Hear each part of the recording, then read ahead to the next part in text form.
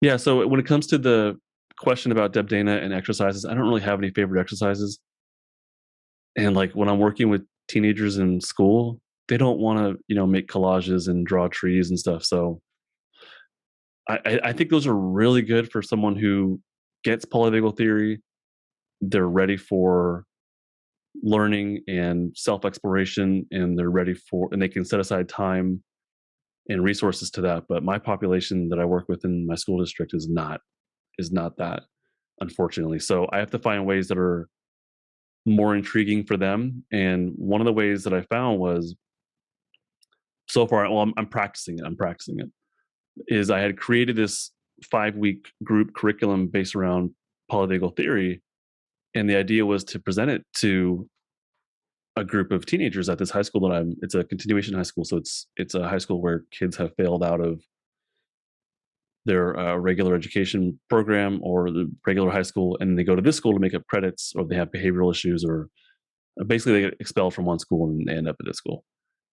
And so my goal was to I did create this 5-week course of like 30-minute lessons, which was like very just bam, bam, bam, very short lessons for them. Most of it was experiential kind of learning though. And so I put that together. I presented it to all the classrooms like, hey, I have this group coming up, and nobody signed up because that's the population I work with. They don't want to do extra stuff. They don't want to do therapy. They don't want to stay after school for something like that, even though it's only for 30 minutes. So it didn't go anywhere. But I was like, well, let me take this curriculum and I will use it in one-on-one sessions if I think it's appropriate. And so there's some kids that I meet with that are ready, and they want to like talk about stuff and they want to feel their feelings, and we're on a certain trajectory.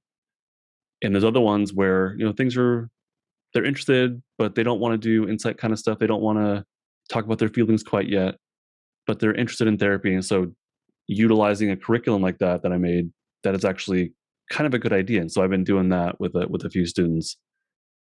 And so far they seem to like it. So far they seem to like it. It's interesting because it's not just lecture, there's also mixed media stuff, which I'm going to do in my Polyvagal 101 webinar as well, where I show videos or play a piece of music, kind of like I do in the podcast as well.